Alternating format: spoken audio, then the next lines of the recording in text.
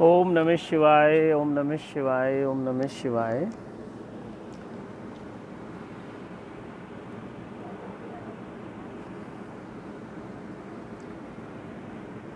ओम नमः शिवाय, ओम नमः शिवाय, ओम नमः शिवाय। आजकल काफ़ी लोगों के ऐसे मैसेज आ रहे हैं, आपका स्वागत है, ये स्वर्ण कल्याण मुझको नज़र आ रहे हैं। ओम नमः शिवाय गुरुजी, ओम नमः शिवाय, ओम नमः शिवाय, ओम नमः शिवाय। ठीक है, आपका स्वागत है। आज के इस लाइव कार्यक्रम में आपका स्वागत है और कल से आपको इस लाइव कार्यक्रम में एक सुविधा मिलने वाली है। थैंक्स कि आप कॉल कर सकते हैं। जो लोग मुझे कॉल करना चाहते हैं, जो लोग कुछ पूछना चाहते हैं, जिन लोगों की कोई जिज्ञासाएं हैं, वो मुझे फ़ोन कर सकते हैं। लेकिन वो फ़ोन कॉल लगभग सबको सुनाई देगी, क्योंकि ये लाइव रिकॉर्डिंग है और जो भी आप पूछेंगे तो वो लाइव जाएगा सबके पास। कुछ भी पर्दे में नहीं रखा जाएगा, वैसे मेरी आदत भी नहीं है। कुछ चीज़ें वैसे पर्दे में अच्छी लगती हैं, लेकिन अध्यात्म तो बेपर्दा है। अध्यात्म में भी पर्दा रहे तो बात कुछ बनती नहीं है। माना कि कुछ लोग अभी इसी लेवल पे हैं कि पर्दा रखा जाए, लेकिन जब पर्दा हटता है, जब पर्दा उघड़ जाता है, तो उनको एक प्यास मिलती है, उनको एक मोटिवेशन मिलता है, एक प्रेरणा मिलती है उनको आध्यात्मिक यात्रा पे चलने के लिए। तो इसलिए पर्दा तो मैं ज़्यादा रखता नहीं हूँ, आपने देखा भी होगा। बहुत पर्दों में मेरा भरोसा नहीं है, लेकिन फिर भी पर्दा तो है। तो लाइव कार्यक्रम में कोई पर्दा नहीं होगा, आप जो भी पूछेंगे आपको जवाब दिया जाएगा। राम कुमार यादव जी, आपको प्रणाम है, नमस्कार है और गुड इवनिंग है। तो मेरा ऐसा कहने का भाव है कि वो जो आप भेजेंगे, कुछ भी पूछेंगे, तो आपके मस्तिष्क में जो भी कुछ आ सकता है, जो भी कुछ मतलब जो भी कुछ, आप जो भी सोच सकते हैं, आपके लिए कुछ अच्छा और बुरा हो सकता है। लेकिन मैं जब आपसे बात करता हूं तो मैं अच्छे और बुरे के पार जाके बात करता हूं। एक आयाम है, ना वहाँ कुछ अच्छा है, ना वहाँ कुछ बुरा है, ना वहाँ कुछ शुभ है, ना वहाँ कुछ अशुभ है। जब तक आप दो में बटे हुए हैं, तब तक आप द्वंद्व में हैं। और ये जो शिव कृपा योग है, ये अद्वैत की यात्रा है। ये पूरा संसार द्वैत में बटा हुआ है। ये शुभ है, ये अशुभ है, ये अच्छा है, ये बुरा है। लेकिन एक अवस्था है जो अद्वैत की है, यानी कि अच्छे और बुरे के पार भी एक अवस्था है। वहाँ जाकर भी आपसे बात की जा सकती है, हालांकि वहाँ बात कम लोगों को समझ आती है। अब जैसे ये अखिलेश यादव जी हैं, इनको नमस्कार है, और ये बहुत समझदार भी हैं। और ये अविनाश जो है, ये बहुत समझदार है, अच्छा साधक है। लेकिन इसके प्रारब्ध, इसके संस्कार, इसके बंधन इसको रोक रहे हैं, और ये फिर किसी नए बंधन में बंधने की तैयारी में है।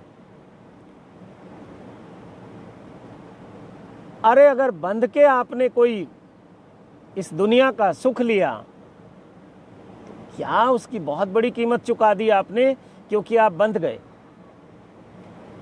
उस सुख की में तलाश जारी है लोगों के भीतर, या उस सुख के मैं खिलाफ नहीं हूं। आप इस पृथ्वी पे साधारण भाषा में कहते हैं मजा, तो वो मजा आपकी वस्तुओं में है, व्यक्तियों में है। एक व्यक्ति कार ले लेता है, कहता है मजा आ गया, बहुत मजा आ रहा है, अब तो यात्रा करने में बहुत अच्छा लग रहा है। एक व्यक्ति अच्छा घर ले लेता है, कहता है मजा आ रहा है, जिंदगी बहुत सुखी हो गई। लेकिन भूलना नहीं, दुखी भी होगी जल्दी से। हालांकि ये जो सुख है, इसके विपरीत दुख है। और ये जो मजा है शब्द, ये कुछ वैसे साधारण शब्द है, आम आदमी को समझ आता है। लेकिन जब हम मज़े की बात करते हैं तो मज़े का भी मुझे कुछ विपरीत शब्द जो लगता है वो मज़ा, उसके विपरीत है सज़ा। साधारण लोग ऐसे ही समझेंगे। और तो फिर सज़ा के लिए तैयार रहें। जो मज़ा लेना चाहता है वहाँ पे फिर सज़ा भी है। जब सज़ा मिलती है तो फिर लोग रोते हैं, परेशान होते हैं। आजकल मुझे ऐसे लोगों के बहुत फ़ोन और मैसेज आ रहे हैं। तो आज से मैंने ये कहा है कि अब मैं फ़ोन पे बात नहीं करूँगा। आओ आओ आओ, देखो एक गण आ गए हैं, मेरे महादेव के गण। कम कम कम, आओ आओ आओ आओ, इधर आओ, मेरे पास आ जाओ। आओ बेटा, ठीक है ठीक है, बैठ जाओ। कम कम कम कम कम कम कम कम, इधर आओ ना, तुमको भी लोग देखना चाहते हैं। आ जाओ आ जाओ आ जाओ, यहाँ बैठो, मेरे पास बैठो, इधर बैठो। ये तो अगर आप मज़ा लेना चाहते हैं तो फिर सज़ा के लिए भी तैयार रहो। लेकिन ये मज़ा अरे नहीं भाई नहीं, ये मज़ा और सज़ा के पार जो है एक आनंद है, उसकी तलाश करो। वो अद्वैत है। जब तक मज़ा और सज़ा है अच्छा ठीक है बैठो, तो फिर आप द्वंद्व में हैं। देखो कोई भी व्यक्ति जो है बंटवारा नहीं चाहता।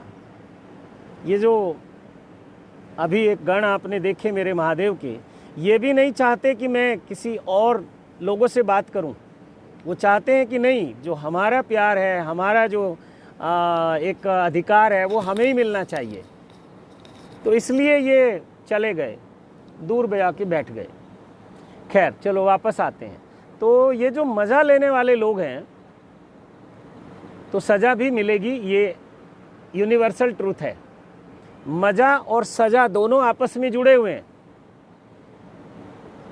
तो शिव कृपा योग आपको शुरू तो वहीं से करेगा। आपके पास मज़ा है या सज़ा है, उसको हम इग्नोर नहीं करेंगे, उसकी निंदा नहीं करेंगे और उससे भागेंगे नहीं।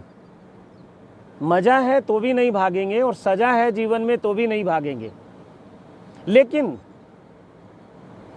मज़े का भी हम सॉल्यूशन करेंगे और जो मज़ा और सज़ा दोनों के पार क्या है उसकी चर्चा ज़रूर करेंगे, उसकी भी चिंता करेंगे। ये राकेश महंत भी आ गए हैं और अमरीश भी आ गए हैं। क्या बात है, 6 बजते बजते कुछ कुछ होने लगता है आप लोगों को, और इसका मतलब इंतज़ार करते हो आप। और किसी मित्र ने मुझे कहा कि इसमें हमने कुछ सेटिंग कर रखी है फेसबुक पे कि वो कुछ पार्टी करके आता है, तो उसमें लिमिटेड लोग ही आ सकते हैं। तो उसकी सेटिंग को थोड़ा ठीक करना पड़ेगा ताकि कोई भी व्यक्ति इस लाइव से जुड़ सके, कोई भी व्यक्ति इसको देख सके। तो चलिए, तो शिव कृपा योग हमेशा उस तीसरे आयाम की बात करता है, थर्ड डायमेंशन, जो कि अद्वैत है। तो आजकल मुझे फ़ोन आ रहे हैं कि पति पत्नी में बहुत झगड़े हो रहे हैं। कुछ पत्नियां कह रही हैं कि मेरे पति पहले ऐसे तो नहीं थे, और कुछ पति कह रहे हैं कि ये पत्नी ऐसी तो नहीं थी। तो इसका सबसे बड़ा कारण तो ये है कि ये परमात्मा की कृपा है कि आपको एक दूसरे के साथ रहने का समय मिला। और साथ भी क्या है, 24 घंटे आप साथ हैं। और लगभग ये आई थिंक हो ही गए, अभी 20 दिन के आस नहीं, ज़्यादा हो गए, करीब 24-25 दिन हो गए। और अभी ये चलेगा 5 सप्ताह। तो 5 मतलब या तो उस 5 को जोड़ते हैं पंच से, तो या तो आपको अपनी पत्नी में, आपके पति में वो परमेश्वर नजर आ जाएगा जिसको कहते हैं पंच परमेश्वर। तो ये 5 सप्ताह का टाइम आपके लिए बहुत सुंदर है, निर्णायक है। आप निर्णय करिए इस 5 सप्ताह में आपका अनुभव क्या है अपने परिवार के साथ, पत्नी के साथ, पति के साथ, बच्चों के साथ। और यहाँ से आपको समझ आएगा कि आप मजबूरी में इस पारिवारिक बंधन में हैं या ये परिवार आपका आनंद है। और बच्चे तो आनंद होता ही है, बच्चे हमारा आनंद होते हैं। पति पत्नी दोनों की एक बच्चे जो हैं वो ज्वाइंट वेंचर हैं, दोनों की क्रिएशन है। इसलिए पति पत्नी में कितने भी झगड़े हो जाएं, बच्चों से झगड़ा नहीं होता। बच्चों को अगर डांटते हैं, बच्चों को प्यार करते हैं, बच्चों के लिए केयर करते हैं, उसमें प्यार होता है। तो किसी ने ये नहीं कहा कि बच्चों के साथ झगड़ा हो रहा है। ज़्यादातर लोग कह रहे हैं कि पति और पत्नी से झगड़ा हो रहा है, और ये पति पत्नी ही परमेश्वर है। किसी की पत्नी उसके लिए परमेश्वर है, किसी का पति उसके लिए परमेश्वर है। यही तो हमें बताया है, क्योंकि हम तो आधे अधूरे हैं। वो जो शिव हैं वो भी बिना शक्ति के आधे हैं, अधूरे हैं। अर्ध नारीश्वर उनका नाम है कि आधे वो नारी हैं और आधे वो पुरुष हैं, आधे स्त्री हैं, आधे पुरुष हैं। अगर शिव की शक्ति को अलग कर लिया जाए तो शिव अधूरे हैं, और शक्ति से शिव को अलग कर लिया जाए तो शक्ति अधूरी है। ऐसे ही अगर पति से पत्नी को अलग कर दिया जाए तो पति अधूरा है, और अगर पत्नी से पति को अलग कर दिया जाए तो पत्नी अधूरी है। और ये कह रहे हैं कि हम बहुत झगड़े हो रहे हैं हमारे में आपस में।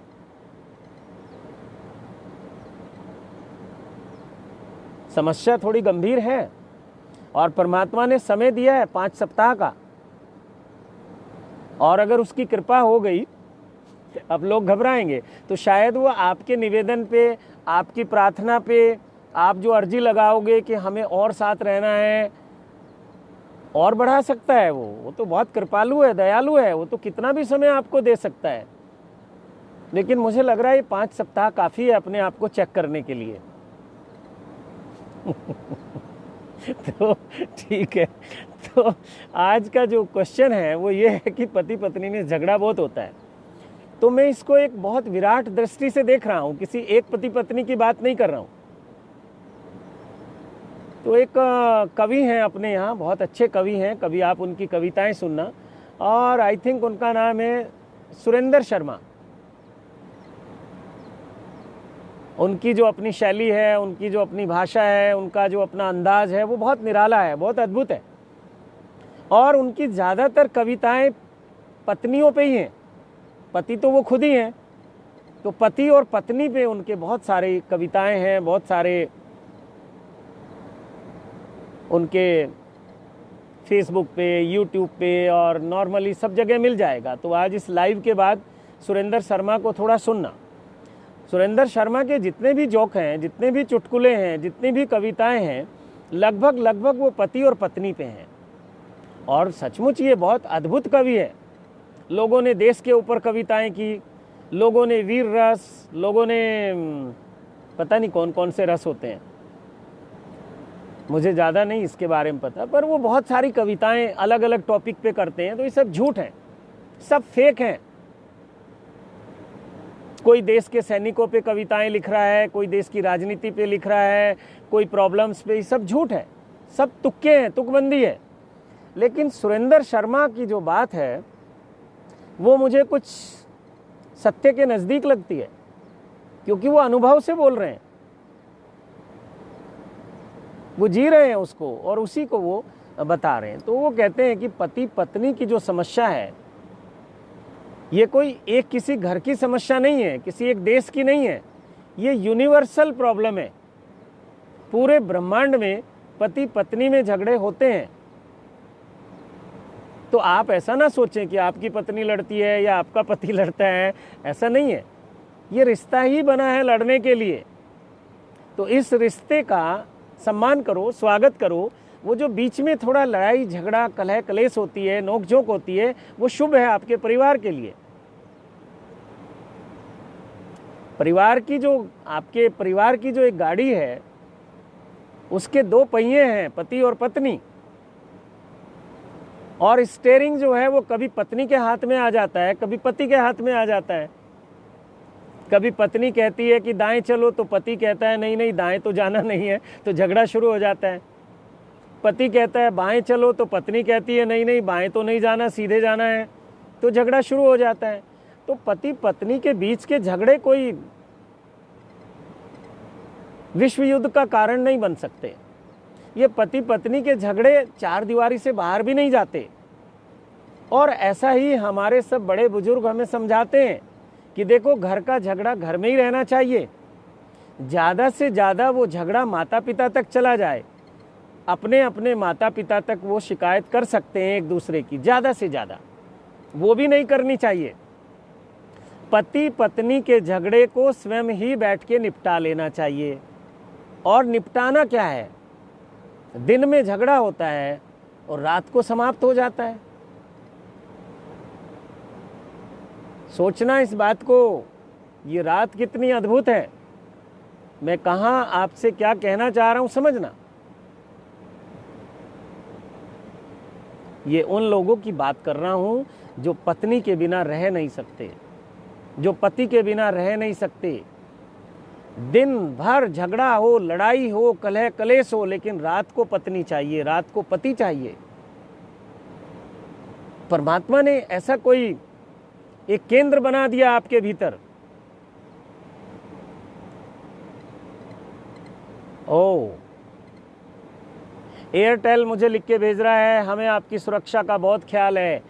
एयरटेल मेरे मित्र, मैं बहुत सुरक्षित हूँ, इससे ज़्यादा सुरक्षित नहीं हो सकता हूँ, परमात्मा के हाथों में हूँ। और अगर ये कहूँ कि मैं स्वयं ही परमात्मा हूँ तो ये बात डाइजेस्ट नहीं होगी। चलिए, अभी मैं ये घोषणा नहीं कर सकता, किसी दिन हो सकता है कर दूँ, तो उस दिन मुझे तैयारी करनी पड़ेगी, है ना, कि लोगों से कैसे निपटना पड़ेगा उसके बाद। इस भारत में सब कुछ परमात्मा हो सकता है। पत्थर को परमात्मा मान लेंगे, मिट्टी की मूर्तियों को परमात्मा मान लेंगे, सीमेंट कंक्रीट सब में परमात्मा को देख लेंगे, लेकिन किसी इंसान में नहीं दिखता। और इंसान में दिख जाए ये भी चलो ठीक है, जीते जी नहीं दिखता, और चलो मरने के बाद भी दिख जाए ये भी ठीक है, लेकिन स्वयं में नहीं दिखता। जिस दिन स्वयं परमात्मा कोई हो जाता है, उस दिन उसके लिए ना कोई साधना होती है, ना कोई जप होता है, ना कोई तप होता है, ना कोई योग होता है। ये बहुत अलग बात है, तो इस पे किसी दिन अलग चर्चा करेंगे। तो परमात्मा ने एक केंद्र हमारे शरीर में ऐसा बनाया जिसको हम कहते हैं मूलाधार। फर्स्ट चक्रा है, वो हमारा पहला केंद्र है। केंद्र मतलब जहां हम केंद्रित होते हैं। तो हमारा पूरा जीवन जो है वो मूलाधार के आसपास केंद्रित है। कुछ भी करें, फैक्ट्री चलाएं, दुकान चलाएं, ऑफिस में जाएं, बिजनेस करें, उसके पीछे देखा जाए तो मूलाधार चक्र ही उसका बेस है। सेक्स सेंटर,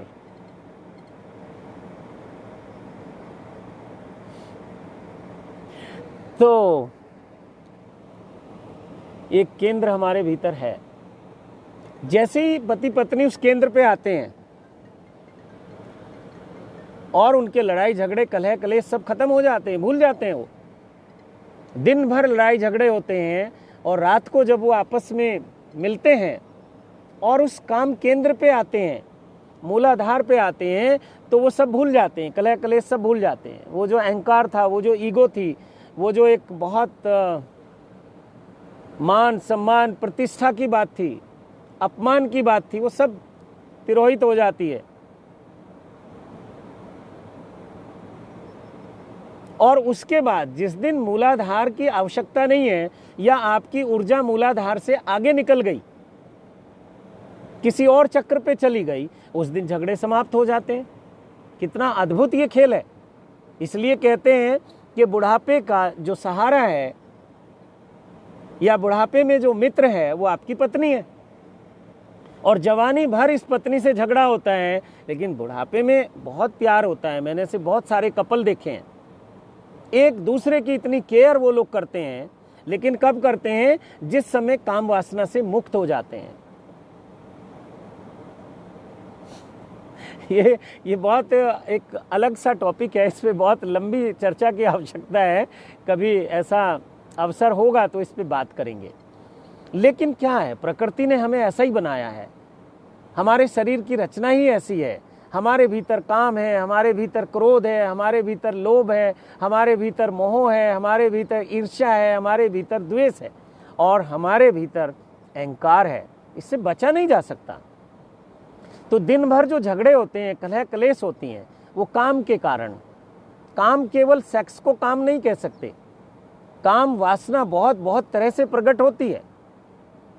एक आदमी इतना कामी होता है, फिर कह दूं मैं, इस भारत में काम से मतलब सेक्स को मान लिया गया, नहीं, सेक्स उसका एक छोटा सा पार्ट है और वो बहुत अद्भुत है, उसकी आवश्यकता है। जिनके भीतर इस केंद्र को अगर बंद कर दिया जाए तो वो व्यक्ति पागल हो जाएंगे या कोई बाय बर्थ नपुंसक होते हैं। और वो लोग कितना यहाँ आके क्रिएशन कर पाते हैं, नपुंसक जो होते हैं, कितना वो जीवन को समझ पाते हैं, ये आप सब जानते हैं। आपके बीच में ऐसे लोग हैं। इस पृथ्वी पे मनुष्य जाति में 3 नस्ल हैं। एक को हमने कहा स्त्रीलिंग, स्त्री के रूप में वो ऊर्जा विकसित होती है। एक को हमने पुरुष कहा और एक को हमने नपुंसक कहा। ना वो स्त्री है ना वो पुरुष है। उसमें वो काम केंद्र विकसित नहीं हुआ, उसमें वो काम ऊर्जा विकसित नहीं हुई। तो काम ऊर्जा बहुत बहुत अलग तरीके से काम करती है। जितना आप दिन भर भागते हैं, दौड़ते हैं, इकट्ठा करते हैं, ये काम वासना के कारण करते हैं। वो जो आपकी विवाह के बाद आपकी एक रचना होती है, आपका एक संसार निर्मित होता है, आपकी अपनी क्रिएशन शुरू होती है, अपनी रचना, आपका अपना निजी संसार, और वो शुरू होता है जब आप शादी कर लेते हैं। यानी कि आप काम केंद्र पे केंद्रित हो गए, सेंटर्ड हो गए। अब उसके बाद आप जो भी कुछ करोगे, बच्चों की पढ़ाई है वो वासना है, काम वासना है। वो आपको एक घर बनाना है, वो भी काम वासना है। आपको नौकरी चाहिए, वो भी काम वासना है। आपको पैसा इकट्ठा करना है, वो भी काम वासना है। आपको समाज में कुछ लोगों से रिश्ते नाते रखने, वो भी काम वासना है। तो लगभग लगभग आपका सब कुछ काम केंद्र से जुड़ जाता है, काम वासना से जुड़ जाता है।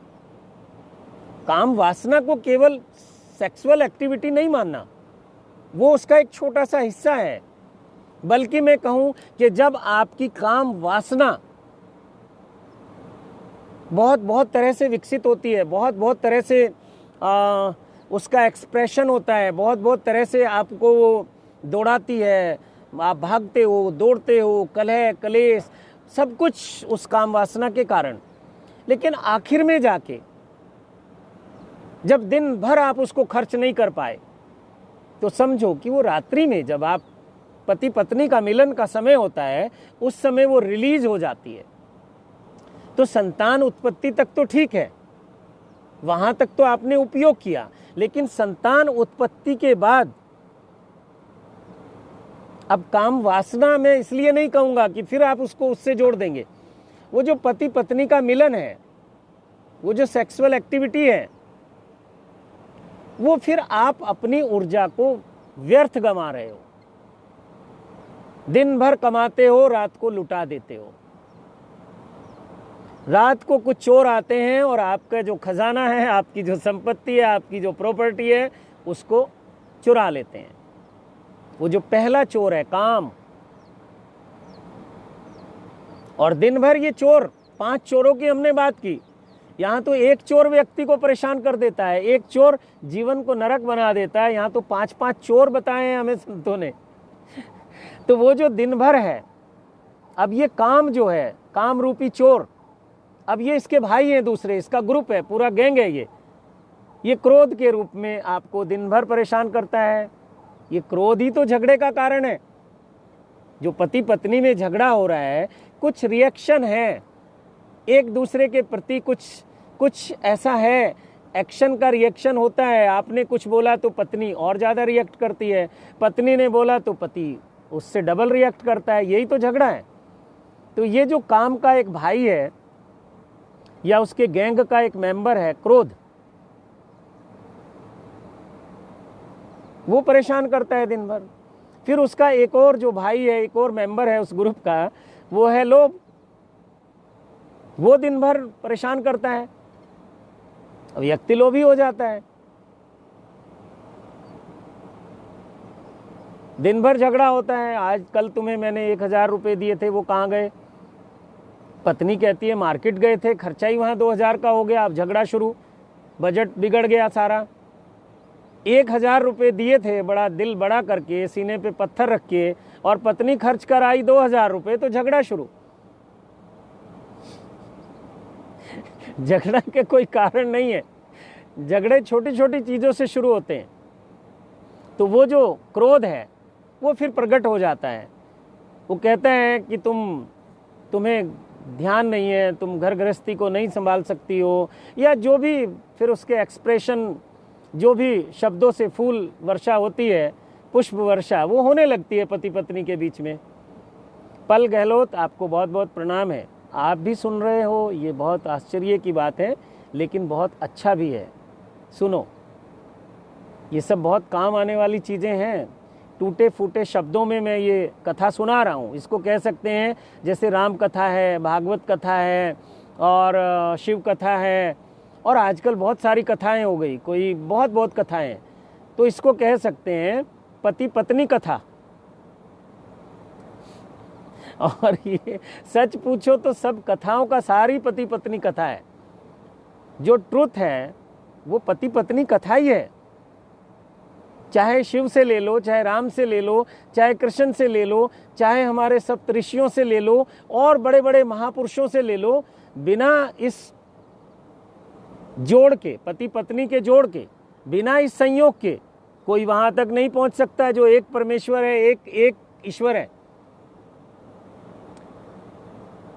और बिना इस पति पत्नी के जोड़ के ये संसार आपको नहीं मिल सकता, अधूरा रह जाएगा।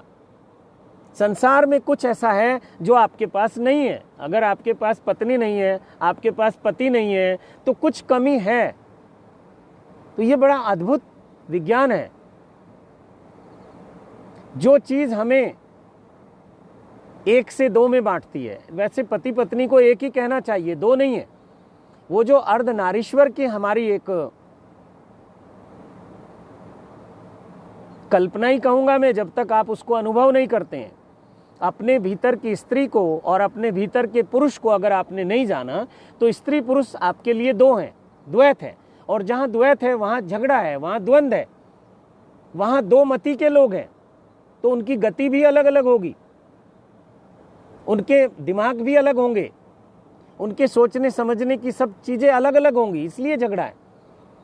पति पत्नी में झगड़े का कोई और कारण नहीं है। जो वो दिन भर इकट्ठा करते हैं, दोनों का अधिकार है। कोई प्रॉपर्टी बनाएंगे तो पति पत्नी दोनों हकदार हैं। हमारी सरकार भी कहती है कि पति की संपत्ति में या पत्नी की संपत्ति में दोनों का बराबर का हक है। तो झगड़ा इस बात का नहीं है, बंटवारे का झगड़ा नहीं है।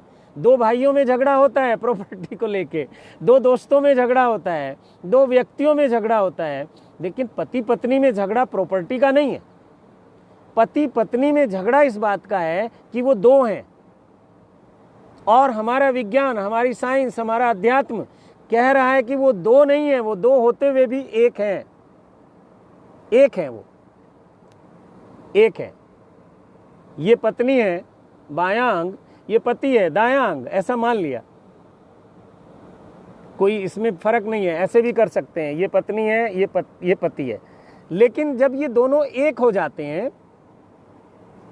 अब ये एक है, तो इन्होंने जाना कि पत्नी क्या है और पति क्या है, और हम एक दूसरे के बिना अधूरे हैं। और अधूरा व्यक्ति कुछ इस दुनिया में बड़े काम नहीं कर सकता।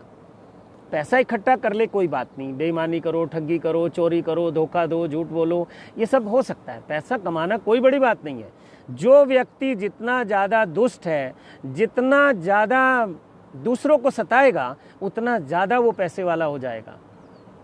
इसलिए पैसे वालों का जो आपको बहुत सम्मान है, थोड़ा सावधान हो जाना।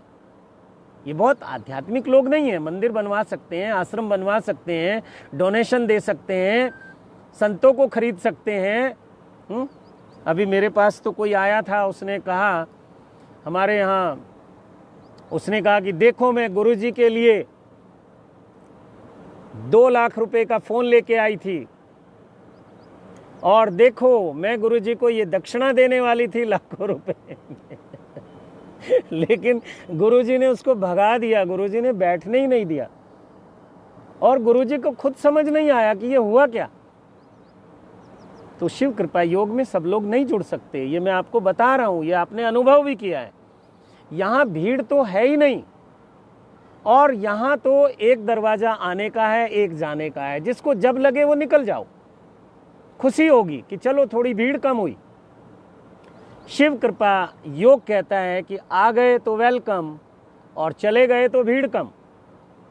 और भीड़ में मेरा भरोसा नहीं है, भीड़ में कभी अध्यात्म फलीभूत नहीं होता, भीड़ में कभी कुछ शुभ कार्य होता ही नहीं है। नेहा शर्मा, तुम भी सुन लो, तुम्हें भी अब इस पति पत्नी के रिलेशन में जाना है। और रेणु शर्मा तो जानती है ये पति क्या होता है और पत्नी क्या होती है। ज़्यादातर लोग आज पति पत्नी देख रहे हैं, लेकिन कुछ बच्चे हैं जो अभी पति पत्नी होने वाले हैं, तो अच्छा है तुम लोग अभी सुन लो, ये पति पत्नी की कथा है। कभी कभी मुझे लग रहा है कि ये सार्वजनिक रूप से पति पत्नी कथा करनी चाहिए, जो कि होती नहीं है इस दुनिया में। और सारी जो व्यथा है, सारा जो दुख है, सारा जो टेंशन है, तनाव है, वो पति पत्नी के बीच में है। जो दुश्मनी है वो पति पत्नी की है और किसी से नहीं है। सबको आप माफ कर देते हो, लेकिन पति पत्नी को माफ नहीं करती, और पत्नी जो है वो पति को माफ नहीं करता, और रहते साथ साथ हैं। वो जो वेस्टर्न लोग हैं वो बहुत ईमानदार हैं, और शायद इसलिए वो परमात्मा के ज़्यादा करीब हैं। उनके पास कोई विज्ञान नहीं है, कोई आध्यात्मिक उनको ज्ञान नहीं है, कोशिश कर रहे हैं उसको सीखने की, जानने की।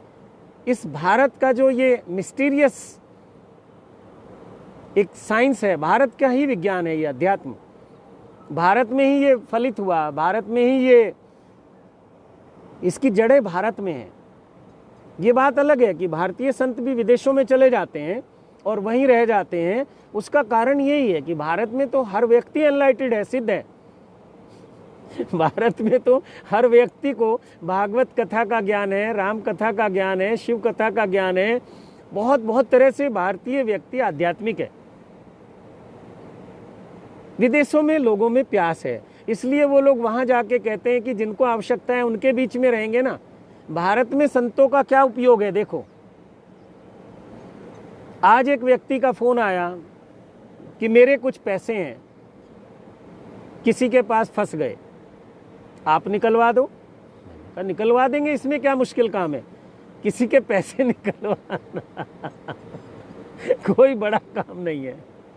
तो खैर, मैं इस बात को आगे नहीं बढ़ाऊंगा, बहुत इंटरेस्टेड है, कभी इस पे बात करेंगे।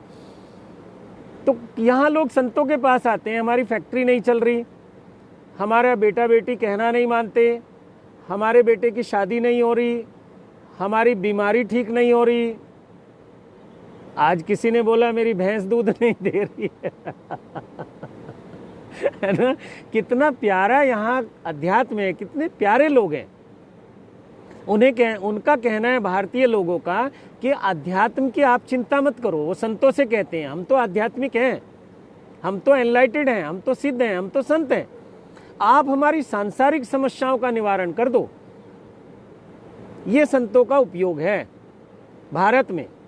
लेकिन विदेशों में मुझे लगता है संतों का उपयोग है आध्यात्मिकता के लिए, स्पिरिचुअलिटी के लिए।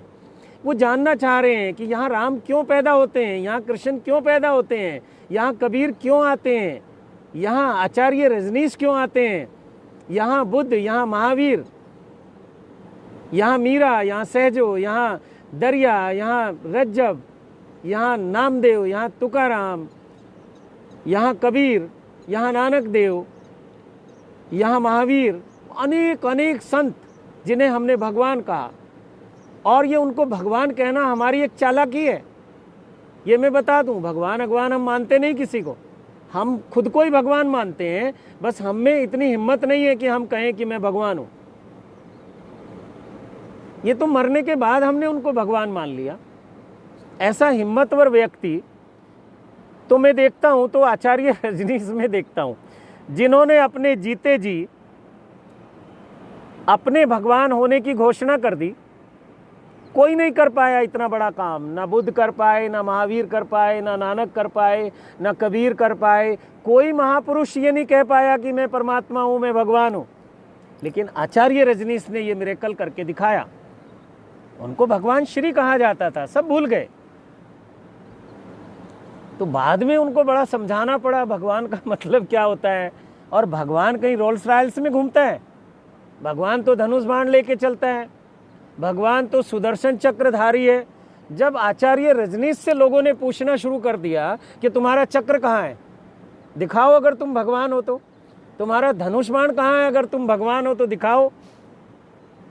तो आचार्य रजनीश ने बहुत कहा, अरे रामलीला होती है साल में एक बार, देख लो वहां धनुष बाण, वहां राम बन जाते हैं। देख लो भागवत कथाओं में रोज कृष्ण जी की लीलाएं होती हैं, वृंदावन में तो हो ही रही हैं, खुलेआम हो रही हैं। वहाँ तो वो सारे जितने भी कथावाचक हैं या वहाँ जितने भी पुरुष हैं वो कहते हैं हम तो कृष्ण हैं, और जितनी भी स्त्रियां हैं वो कहते हैं तुम हमारी सखी हो। और सखी भी कौन सी, रासलीला वाली सखी हैं। तो वहाँ ये सत्य बहुत स्वीकार है, वृंदावन में स्वीकार है। वृंदावन को समझना हो तो थोड़े दिन वहां रह लेना, वहां सब समझ आ जाएगा। वहां कृष्ण क्या कर रहे हैं, वहां गोपियां क्या कर रही हैं, वहां बाल ग्वाल क्या कर रहे हैं, कहानियां हैं, कथाएं हैं, बड़ी सुंदर सुंदर हैं। तो जब आचार्य रजनीश को ये समझाना पड़ा कि अरे भगवान, लोग पूछने लगे दिखाओ ना अपना सुदर्शन चक्र दिखाओ, अपने धनुष बाण दिखाओ, जो जो लीलाएं कृष्ण ने की वो करके दिखाओ। तो उन्होंने बहुत कहा, अरे भगवान 2 बार जन्म नहीं लेता, जब भी भगवान जन्म लेगा कुछ नया होगा, कुछ नूतन होगा, अपना अपना निजी होगा, बस वो एक ही होगा। 2 भगवान एक जैसे नहीं हो सकते, 2 मनुष्य एक जैसे नहीं हो पाते।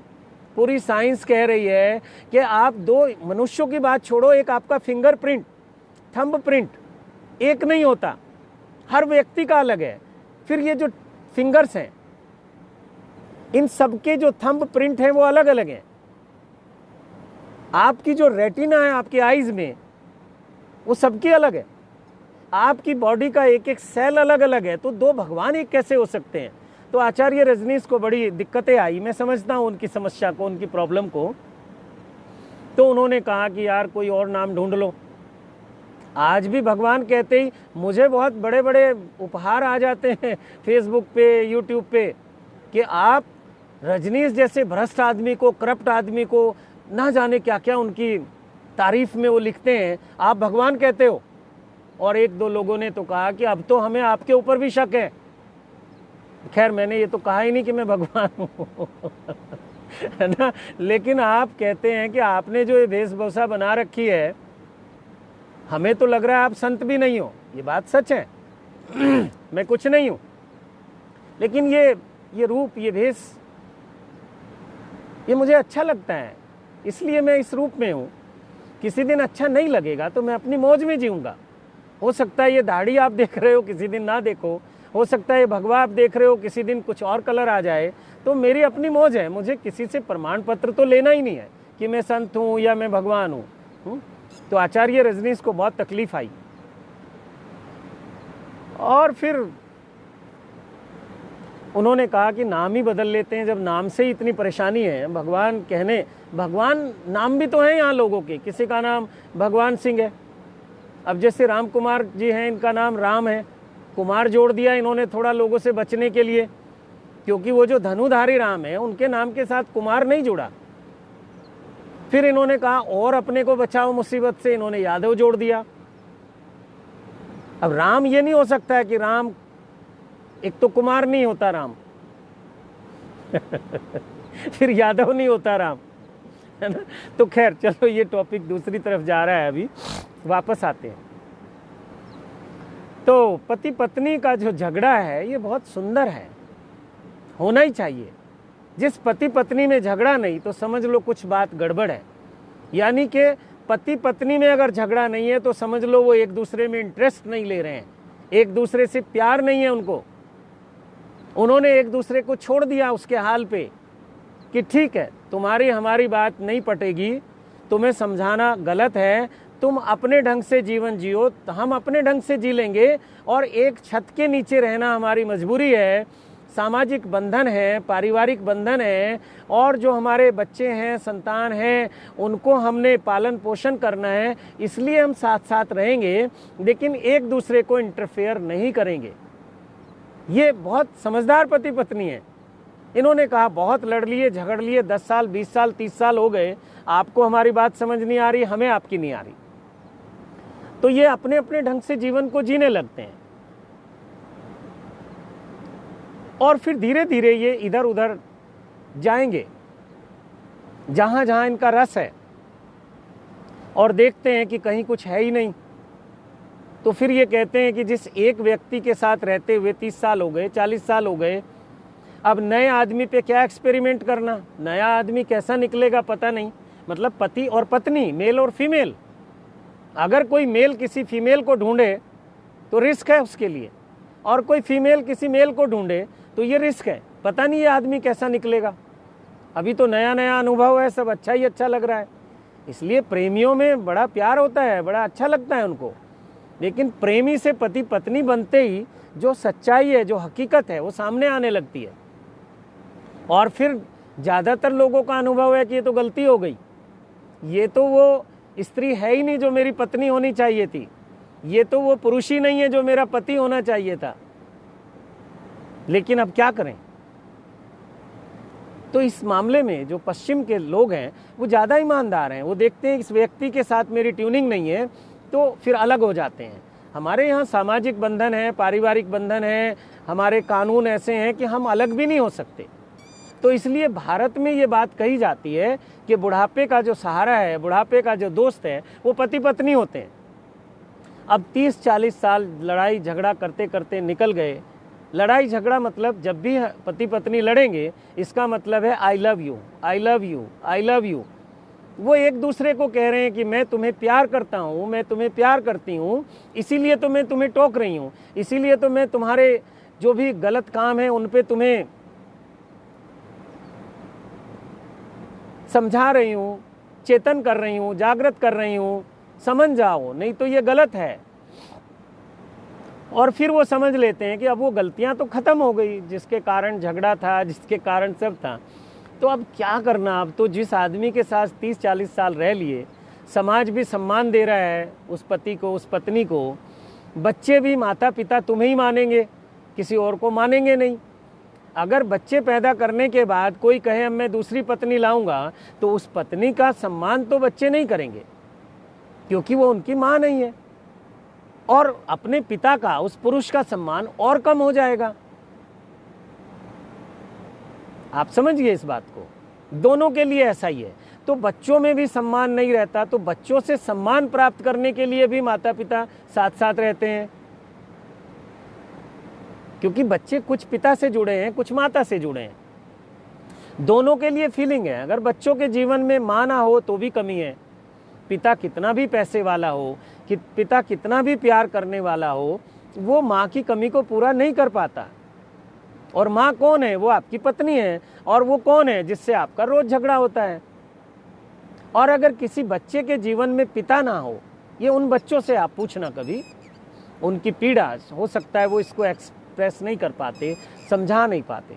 तो जिस बच्चे के जीवन में पिता नहीं है, उसका जीवन भी कुछ अधूरा रह जाता है, कुछ कमी रह जाती है। तो वो भी,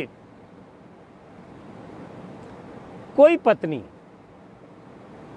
कितने भी ऑप्शन दे दे अपने बच्चों को, कितने भी अच्छे अच्छे पुरुषों से वो शादी कर ले, दोस्ती कर ले, जो मर्जी कर ले, लेकिन बच्चों को पिता नहीं दे पाती है। पिता जैसा भी है वही पिता है, बच्चों को वही स्वीकार है, वो अच्छा है या बुरा है।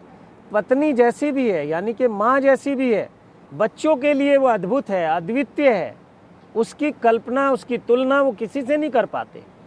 माना बहुत अच्छी अच्छी समझदार औरतें, स्त्रियां इस दुनिया में हैं, पढ़ी लिखी हैं, समझदार हैं, सब कुछ उनमें है, लेकिन जो बच्चा है उसको जो प्यार अपनी माँ से है वो किसी से नहीं हो सकता। अगर जगत जननी आके उसको कहे कि मैं तुम्हारी माँ हूँ, लेकिन बच्चे को वो बात उसको कभी बनेगी नहीं। जो उसकी अपनी माँ के साथ उसकी एक फीलिंग होती है, जो अपनी माँ के साथ होने में उसको एक आनंद की प्राप्ति होती है, वो बच्चे को कहीं भी नहीं होगी।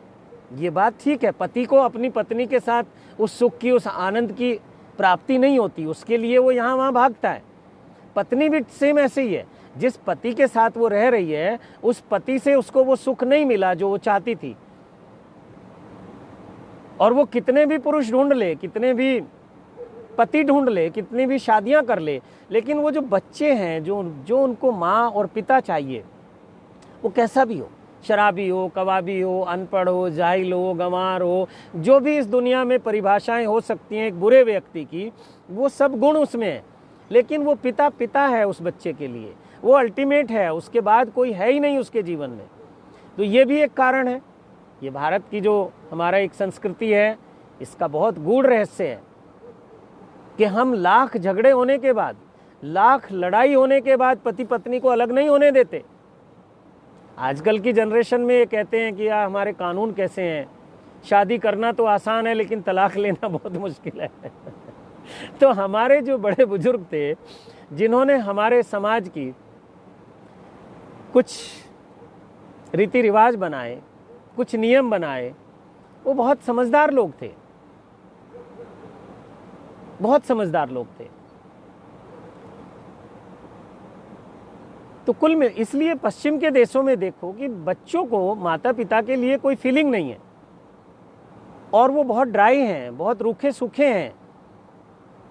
ऐसा नहीं कि वहाँ लड़ाई झगड़े नहीं होते, लेकिन वहाँ जैसे ही पति पत्नी में लड़ाई झगड़े होते हैं, जैसे ही गर्लफ्रेंड बॉयफ्रेंड में झगड़े होते हैं, वो तुरंत दूसरे की तलाश शुरू कर देते हैं, और उनका समाज, उनकी संस्कृति, उनके रीति रिवाज उसको एक्सेप्ट कर लेते हैं। कोई बुराई नहीं है, हमारा समाज, हमारे संस्कार, हमारे रीति रिवाज उसको एक्सेप्ट नहीं करते। इसके कुछ दुष्परिणाम भी हुए, कुछ शुभ भी हुए। तो अब ये क्या करते हैं, भारत में एक्स्ट्रा मैरिटल अफेयर बहुत ज़्यादा हैं और बढ़ते जा रहे हैं। विदेशों में नहीं है। विदेशों में समाज ऐसी परमिशन देता है कि अगर कोई पत्नी ये कहे कि ये मेरा फ्रेंड है, ये मेरा बॉयफ्रेंड है, तो उसको एक्सेप्ट कर लिया जाता है। और कोई पति कहे तो उसको भी एक्सेप्ट कर लिया जाता है। लेकिन भारत में ये संभव नहीं है।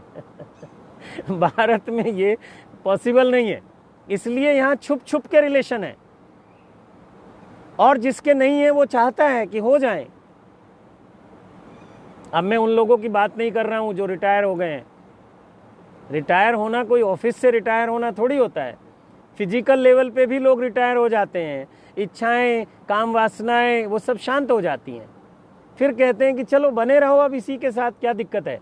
तो हमने कहा कि जो आपकी पत्नी है वही आपकी अच्छी मित्र है, वही आपकी अच्छी शुभ चिंतक है, वही आपकी केयर टेकर है, दोनों के लिए, वाइस वर्सा, पति पत्नी दोनों के बारे में है ये। ऐसा नहीं सोचना कि मैं पत्नी के बारे में कह रहा हूँ, पति के साथ भी यही है। फिर एक दूसरे की चिंता होती है, एक दूसरे की सुरक्षा का होता है, और कहीं ना कहीं अंदर ये फीलिंग होती है कि इस स्त्री ने अपने 30 साल मुझे दिए, मेरे बच्चों को दिए, मेरे परिवार को दिए। आज जो भी कुछ मैं इस दुनिया में हूँ उसमें इस स्त्री का, माना ये स्त्री घर में रहती थी, खाना बनाती थी, बहुत ज़्यादा कुछ बाहर की दुनिया में ये इकट्ठा नहीं कर पाई, लेकिन इसकी वजह से मैं कर पाया हूँ। इसका सपोर्ट ना होता, और अगर ये पहले दिन मुझे छोड़ के चली जाती, दूसरे दिन चली जाती, तो शायद फिर घर नहीं बस पाता, शायद ये बच्चे नहीं होते, शायद ये परिवार नहीं होता, शायद ये समाज नहीं होता, और शायद ये एक दूसरे के लिए रेस्पेक्ट नहीं होती। तो जैसे जैसे उम्र बढ़ती है, जैसे जैसे बुढ़ापा आता है, पति पत्नी एक दूसरे के प्रति बहुत सम्मान से भर जाते हैं, बहुत प्रेम से भर जाते हैं, बहुत रेस्पेक्ट के भाव से भर जाते हैं, बहुत एक दूसरे के प्रति मित्रता के भाव से भर जाते हैं। ये बहुत शुभ है, ये भारत में ही संभव है।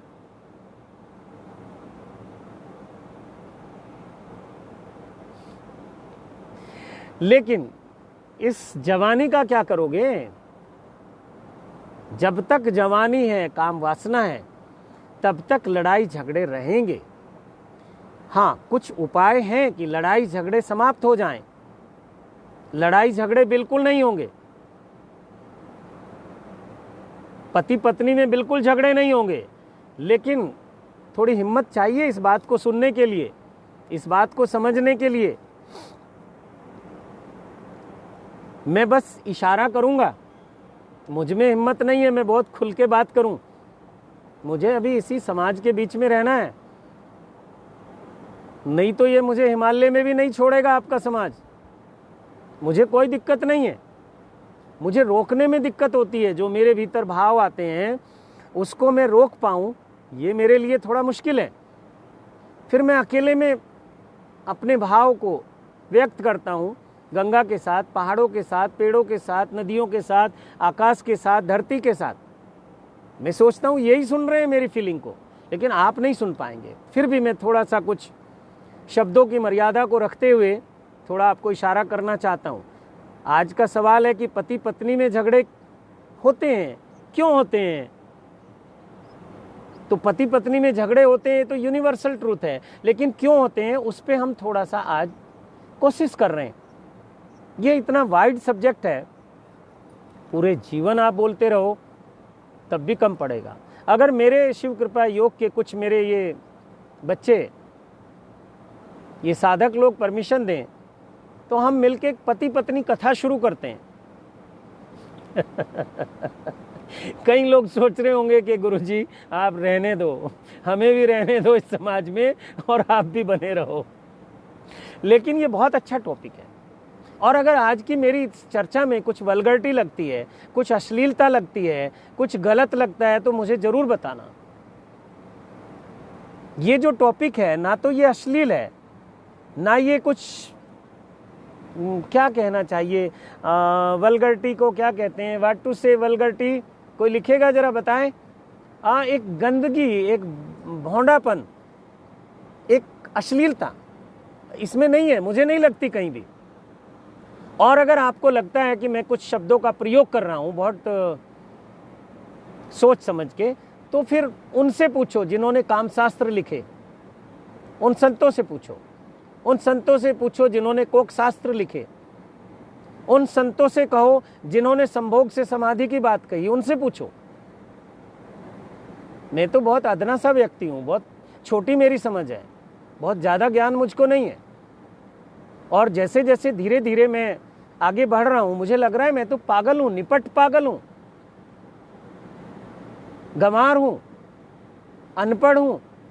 मुझे तो समझ ही नहीं आ रहा इस संसार में कैसे समझाया जाए लोगों को। और फिर लगता है कि आवश्यकता भी क्या है, पर ये मेरे भीतर की बेचैनी है जो बाहर निकलती है। मुझे लगता है कुछ तो बोलना ही चाहिए, किसी को तो समझ आ ही जाएगा। तो खैर आए या ना आए वो अलग बात है। तो संतों का उपयोग नहीं हो रहा है इस भारत में, दुरुपयोग हो रहा है। लोग कह रहे हैं फैक्ट्री चलवा दो, लोग कह रहे हैं बच्चे पैदा करवा दो, लोग कह रहे हैं शादी करवा दो, लोग कह रहे हैं बेटा बेटी मिल जाए, पोता पोती मिल जाए। अभी कुछ लोग अपने ऊपर मत लेना इसको, ये तो स्वाभाविक है। हम मनुष्य हैं तो ये सब स्वाभाविक है। हम परमात्मा से भी मांगते हैं, तो संतों से क्यों नहीं हम कहेंगे ये सब बातें, कहनी चाहिए।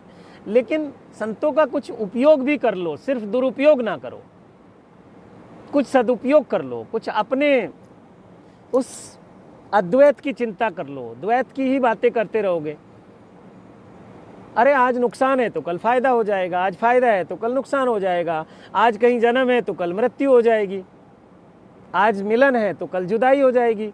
इस द्वैत का ही मत मांगो, कुछ अद्वैत की बात कर लो, जहां कोई लॉस ही नहीं होता, जहां कोई नुकसान ही नहीं है, जहां कोई जुदाई होती ही नहीं है, जहां कोई मृत्यु होती ही नहीं है। आप शांति मांगते हो तो शांति जरूर आएगी। कोई आज तक रोक नहीं पाया, कोई महापुरुष नहीं रोक पाया द्वैत में, तो आप कुछ ऐसा मांग लो जो इसके पार हो। तो खैर, तो मैं थोड़ा सा इशारा करूंगा, फिर अपनी बात को कंप्लीट करूंगा, क्योंकि आप देख रहे हैं संध्या वेला है, प्रकृति और परमात्मा के मिलन का समय है, अंधकार और प्रकाश एक होने जा रहे हैं। जिस अद्वैत की हम बात कर रहे हैं वो प्रत्यक्ष है, वो प्रैक्टिकल है, आप देख रहे हैं। तो चलो, पति पत्नी में झगड़े रुक सकते हैं, कैसे रुकेंगे? आपका बेस, पति पत्नी की शुरुआत होती है काम से। जब एक पुरुष के भीतर काम वासना जागृत हो जाती है, एक स्त्री के भीतर काम वासना जागृत हो जाती है, तो माता पिता को चिंता हो जाती है कि बच्चों का विवाह किया जाए। विवाह का मतलब क्या है कि एक सबकी सहमति से हमने एक पुरुष कहें या लड़का कहें, हमने उसको एक पत्नी दे दी, एक लड़की दे दी, एक स्त्री दे दी, और स्त्री को हमने एक पुरुष दे दिया, और ये दोनों अपनी काम वासना को मिलकर शेयर करेंगे, एंजॉय करेंगे, और उसकी क्रिएशन जो परिवार की आगे परंपरा बढ़ती है, बच्चे आते हैं, सुंदर सुंदर आत्माएं इस जगत में आती हैं, तो ये क्रिएशन है, बहुत शुभ है, ये अशुभ नहीं है। तो समाज और माता पिता इसकी चिंता करने लगते हैं, और अगर बच्चों का समय से शादी ना किया जाए तो आपका समाज, आपका परिवार, आपके बच्चे, आप जिसको कहते हैं पथ भ्रष्ट हो गए। पश्चिम में यही हो रहा है, पूरब और पश्चिम में यही फर्क है। हम चिंता करते हैं, वो चिंता नहीं करते। हम उस अवस्था तक बच्चे को संभाल के रखते हैं, वो लोग नहीं संभालते। वहाँ पे 14-15 साल की जो हमारे बच्चे 24-25-30 साल में अनुभव करते हैं, वो 14-15 साल में अनुभव कर लेते हैं उस काम वासना का। और उस समय वो बहुत अधकचरी होती है, आधी अधूरी होती है, बिना किसी समझ के होती है, कोई मैच्योरिटी नहीं होती। इसलिए फिर सब परिणाम आप देख रहे हैं। पश्चिम में सब कुछ है, रुपए, पैसे, सुख सुविधाएं हमसे बहुत अच्छी हैं, लेकिन वो जो एक अद्वैत का विज्ञान है वो कहीं खो जाता है, वो जो अध्यात्म है वो कहीं खो जाता है। तो उसके लिए हमारे यहाँ भारतीय परंपरा बहुत सुंदर है। हमारे यहाँ तो परंपरा थी कि 25 साल गुरुकुल, यानी कि ब्रह्मचर्य रहकर, ब्रह्मचर्य का पालन करते हुए गुरु आपको पूरी शिक्षाएं दीक्षाएं देता था। जो जो आपके जीवन में फेस आएंगे, जो जो आपको सामना करना पड़ेगा, गुरु उन सब का ज्ञान देता था। फिर आपको गृहस्थ के लिए परमिशन होती थी कि आप संसार की इस रचना को आगे बढ़ाएंगे, यानी कि पति पत्नी बनकर आप कुछ क्रिएशन करेंगे, और क्रिएशन करते करते आप उस काम वासना को, जो भी एक उसका सुंदर उपयोग हो सकता है, वो आप करेंगे, दुरुपयोग नहीं करेंगे। बहुत जगह जगह भटकने वाले लोग, तरह तरह की स्त्री पुरुष ढूंढने वाले लोग, उस जो आपके पास एक ऊर्जा है, दिव्य ऊर्जा है, काम वासना एक डिवाइन एनर्जी है, दिव्य ऊर्जा है, तभी तो ये कुंडलिनी जागरण का इतना बड़ा विज्ञान भारत में विकसित हुआ। और ये कुंडलिनी शक्ति के रूप में ये आपके मूलाधार चक्र पे रहती है, उसके आसपास रहती है, और यही शक्ति, यही ऊर्जा आपके सहस्त्रार तक जाती है, आपके चक्रों का भेदन करते हुए। तब आप, जो आपकी शक्ति है, जो मूलाधार पे है, जो काम केंद्र पे है, वो शिव से मिलन होता है, तब अद्वैत का अनुभव होता है। और भी बहुत मार्ग हैं अद्वैत के अनुभव को करने के लिए, लेकिन ये सबसे सहज और सबसे सरल ये उपाय है। बहुत सारे उपाय हैं कुंडलिनी जागरण के, जैसे मंत्रों के द्वारा कुंडलिनी जागरण हो सकती है, ध्यान के द्वारा कुंडलिनी जागरण हो सकती है, गुरु के स्पर्श के द्वारा हो सकती है, और हर्ब के कुछ जड़ी बूटियां हैं जिसको आज गांजा, चरस, अफीम ये सब कहा जा रहा है, निंदा की जा रही है, लेकिन ये बहुत सुंदर विज्ञान है। इसका भी कैसे विकसित हुआ, तो हर्ब्स के द्वारा, जड़ी बूटियों के द्वारा भी कुंडलिनी जागृत हो सकती है। माता पिता की कुंडलिनी अगर जागृत है तो बच्चा जन्म के साथ कुंडलिनी जागरण को लेके आ सकता है, जन्म से उसकी कुंडलिनी जागृत हो सकती है।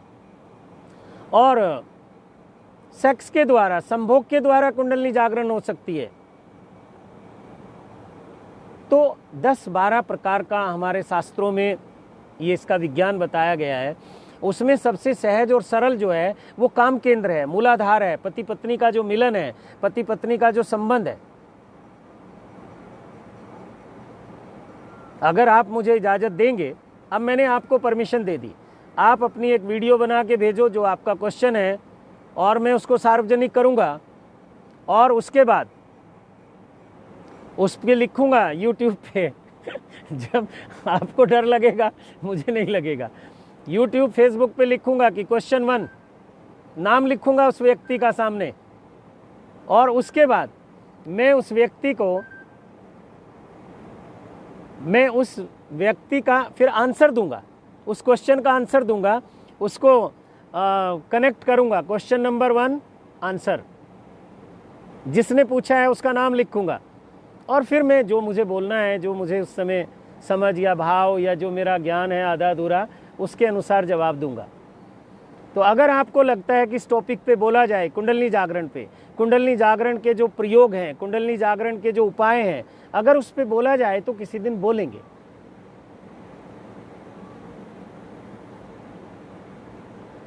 और शिव कृपा योग के दरवाजे अब सबके लिए खोल दिए गए हैं। अभी लोगों को बहुत शिकायत रहती थी, हम पैसे मांगते हैं, हम रजिस्ट्रेशन करवाते हैं, हम फीस लेते हैं। सच में हम लेते हैं, हम बहुत ईमानदारी से करना चाह रहे थे। कुछ लोगों ने समझा। अब जैसे वो रात्रि की साधना है, मैंने उसकी दक्षिणा रख दी 11,025 रुपये, तो लोग घबरा गए। करीब करीब 100 से ज़्यादा लोगों ने ये नवरात्रों की साधना की और आगे 4-5 लोग साधना कर रहे हैं। 11,000 रुपये इतने बड़े हो गए।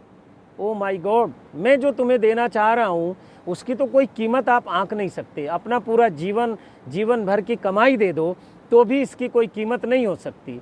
तो मैंने सोचा कि आपको चाहिए पैसे और मुझे चाहिए परमात्मा, तो छोड़ो पैसे को। लेकिन अब मैं आपको अपना समय नहीं दूंगा, नहीं करूंगा फ़ोन पे बात। हर आदमी दिन भर सैकड़ों फ़ोन आ जाते हैं, गुरुजी से बात करनी, गुरुजी से बात करनी। अरे गुरुजी इतने बड़े पागल हैं क्या कि समस्या तुम्हारे घर की है और गुरुजी से बात करनी है? फिर गुरुजी कहेंगे इसमें 10 रुपये खर्च होंगे और तुम कहोगे फ्री में कर दो। तो फ्री में बता रहे हैं गुरुजी, कर लेना ये सब रेमेडी, अपने घर पे प्रयोग कर लेना। ये पति पत्नी आपके ही घर पे है, मेरे पास किसी की पत्नी नहीं है, मेरे पास किसी का पति नहीं है। प्रयोग कर लेना वहाँ, अगर अच्छी लगे ये बातें तो एक्सपेरिमेंट करो। तो अब साधना भी सब ऐसे ही होगी। और फिर भी कह रहा हूँ कि भीड़ मुझे चाहिए नहीं, भीड़ के मैं पक्ष में नहीं हूँ। भीड़ होती है भेड़ों की, भीड़ होती है मंदबुद्धि लोगों की, भीड़ होती है जिन पे अपना विवेक नहीं, अपना विचार नहीं, अपनी सोच नहीं, अपनी समझ नहीं। वो भीड़ है, वो भीड़ नहीं चाहिए। अच्छे लोग चाहिए, बुद्धिजीवी चाहिए, इंटेलेक्चुअल लोग चाहिए, आध्यात्मिक लोग चाहिए, धार्मिक लोग चाहिए, विचारवान लोग चाहिए, प्रतिभावान लोग चाहिए, हर अनुभव से संपन्न लोग चाहिए। ये जो मैं आज बातें कर रहा हूँ ये वही लोग समझ सकते हैं जो इस अनुभव से गुजर गए। अभी नई उम्र के बच्चों के लिए ये बात समझ से परे है। तो टॉपिक अधूरा है और आदेश हो रहा है कि अब विराम दिया जाए। तो अगर आप लोग कहोगे तो हम पति पत्नी कथा शुरू करेंगे। अरे समाज अगर स्वीकार नहीं करेगा, समाज में लोग ही नहीं आएंगे कि अरे ये कैसे मूर्ख हैं, पति पत्नी कथा सुनने जा रहे हैं, जबकि यही एक कथा सुनने वाली है। राम कथा ना सुनो चल जाएगा काम, कृष्ण कथा ना सुनो चल जाएगा काम, शिव कथा ना सुनो काम चल जाएगा। लेकिन पति पत्नी कथा को सुनो और जियो। और सच देखो तो शिव कथा क्या है? शिव और पार्वती की कथा है, पति पत्नी की कथा है। और अगर राम कथा को देखो तो राम और सीता की कथा है, वो भी पति पत्नी की कथा है।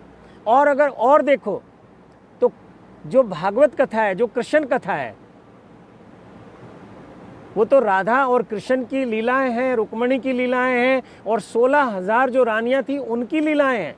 तो ये भी तो पति पत्नी की कथाएं हैं। तो अगर आप लोग कहोगे तो हम कर सकते हैं। समाज में आयोजन नहीं करेंगे, लोग आएंगे नहीं।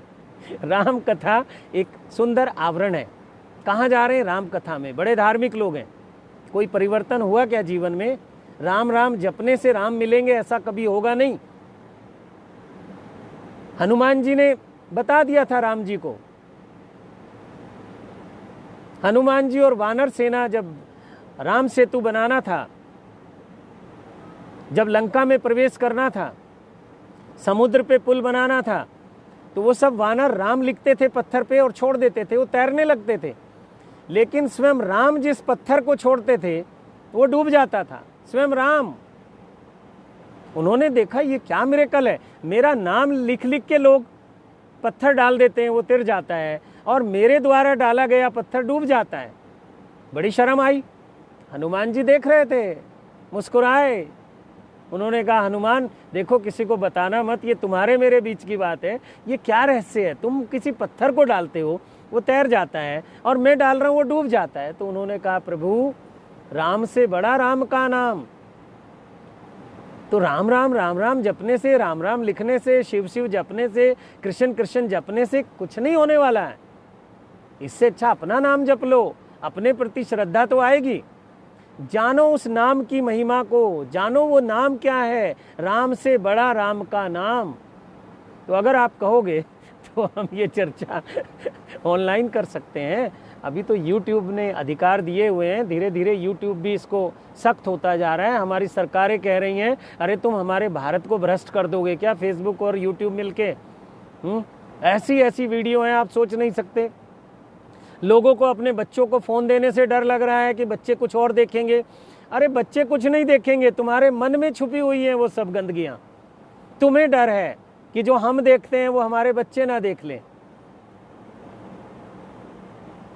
तो खैर चलो, आप आज्ञा देंगे नहीं देंगे, मुझे तो जो मेरी मौज है मैं बोलूँगा। मुझे कोई बिजनेस नहीं करना, मुझे कोई अध्यात्म के नाम पे कंपनियां खड़ी नहीं करनी, मुझे कोई बहरूपिया नहीं बनना, मुझे कोई तुमसे धन इकट्ठा नहीं करना। और अगर कुछ आएगा तो वो तुम्हारे ही काम आएगा, मेरे अपने निजी जीवन में नहीं आएगा। ये मैं आपसे वादा करता हूँ। बहुत सारे लोग मुझे वहाँ तक जानते हैं जहाँ से मेरा उद्गम है इस संसार में, उस उद्गम की बात नहीं कर रहा हूँ। और जिनको इंटरेस्ट है मेरे जीवन में, मेरे माता पिता में, मेरे जन्म स्थान में, मेरे चाचा ताऊ, मेरे भाई बंधु, मेरे जो परिवार के लोग हैं, आओ, स्वागत है। कुछ भी छुपने जैसा नहीं है। ये बात अलग है कि परिवार के लोग हैरान होंगे कि ये मूर्ख आदमी, पागल आदमी, ये हमारा भाई है, ये हमारा बेटा है, ये हमारा पिता है, ये हमारा पति है, ये महान कैसे हो सकता है। तो ये जरूर है कि तुम्हारी जो थोड़ी बहुत श्रद्धा है वो भी खंडित हो जाएगी, क्योंकि मुझे कोई परवाह नहीं है। तो अनुभव से आई हुई श्रद्धा ही श्रद्धा है। अनुभव से पहले जो भी हम श्रद्धा की बात करते हैं उसके पीछे शक खड़ा रहता है। तो चलिए, बहुत बहुत आपको धन्यवाद है। कौन लिख रहा है? शीतल। और ये लिखती है वेरी नाइस गुरुजी। अरे कुछ जब इसको जानोगे, सुनोगे, गुनोगे तो नाइस है। अभी तो हिम्मत नहीं है तुम में शीतल। मेरा शिष्य और उसमें हिम्मत ना हो, इसका मतलब वो अभी शिष्य नहीं है। अभी अध्यात्म की एक पौड़ी भी वो चढ़ा नहीं है, एक सीढ़ी भी नहीं चढ़ा है। तुम कोई चोरी करने जा रहे हो, डाका डालने जा रहे हो, कुछ गलत काम करने जा रहे हो, तुम्हें मंदिर आने में, गुरु के पास आने में, संत के पास आने में डर लग रहा है। समाज क्या कहेगा, पति क्या कहेगा, लोग क्या कहेंगे, बच्चे क्या कहेंगे, इसका मतलब तुम्हारा अध्यात्म भी कुछ और है।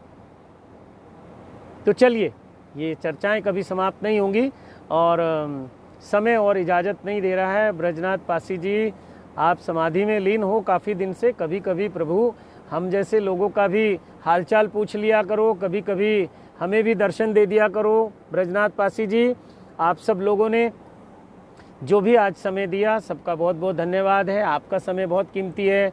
मैं तो वेल्ला बंदा हूँ, मैं तो पागल बंदा हूँ। और इस कल्याण बाबा के साथ अगर आप पागल भी जोड़ दो तो बहुत सुंदर होगा। मैं मानता हूँ मैं पागल हूँ, इसलिए बहुत हिम्मतवर लोग चाहिए मुझे सुनने के लिए। और अभी मैं अपनी ओरिजिनल फॉर्म में नहीं हूँ, अभी बहुत कुछ मैं तुम्हारी मान मर्यादाओं में बंधा हुआ हूँ।